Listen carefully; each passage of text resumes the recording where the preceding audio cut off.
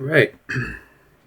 So today I'm going to be talking about default.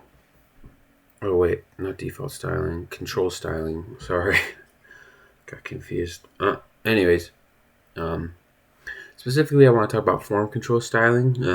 Going beyond the basics. So forms are one of the most common part of any website. We use them to log in, we create accounts, search for information, and submit contact forms.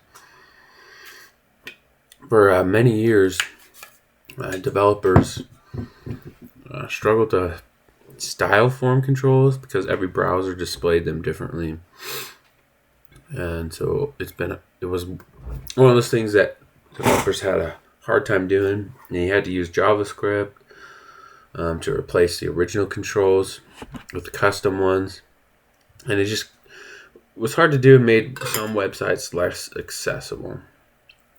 But today, with all the modern conveniences and things that we have, especially with CSS, it gives us just way more tools to style, and most browsers can handle everything. So it keeps them easy to use and very accessible. So one example of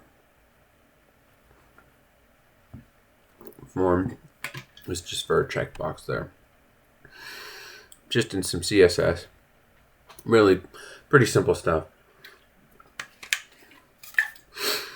But it's just an example of what people use nowadays that works in pretty much every browser, and is very easy to change and make unique to a browser design. When a user visits a website, one of the very first things that they'll interact with is a form. Whether it's entering your email, or clicking no on the box about cookies, or selecting an option from a menu, checking a box. Those are all forms. They all control the overall user experience. So you want a good looking website, and you want well designed form controls, because that will help users to complete tasks more quickly with fewer mistakes.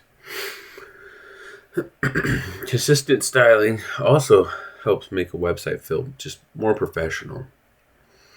You wouldn't want to visit a site where every button looks different, or whether in size or color or shape, or that every checkbox has a different color. Then it would feel confusing. Then I'd feel like there's something going on behind the scenes that you don't understand. But modern CSS just allows us to keep it consistent and stylish across their entire website. And you don't have to use complicated workarounds to make it work either, thanks to modern CSS. The first CSS property that really helps with styling forms is called appearance. Using appearance, you can do a lot of different things. So, like, for instance, using appearance none, it will remove the browser's default styling. And that just allows people to customize elements like select buttons and menu, and just get rid of the default styling, and then you can put in your own specific design and styling. But because it's removed, you do have to make sure that you provide specific styles and clear cues so you actually can interact with it and it still makes sense and still looks good, and users still know what they can click and what works. Another good useful property is accent color. That way, instead of creating custom checkboxes or radio buttons with lots of extra codes, you can just simply choose what color you want. Then the browser will handle the rest while keeping the controls accessible. Another one is focus visible. This property just helps keyboard users see which form element is currently selected. Instead of showing an outline for every time someone clicks with a mouse, it only appears when needed for keyboard navigation. That way, it just helps have a cleaner appearance while also being very accessible. Also, most modern browsers just allow developers to style things like file upload buttons and other selectors, just using special selectors such as the file selector button. Checkboxes and radio buttons used to be one of like the hardest ones to customize. A lot of websites have replaced them entirely with images or custom HTML elements, but sometimes that would break. Like back in the day, that would break some screen readers and some keyboard navigation.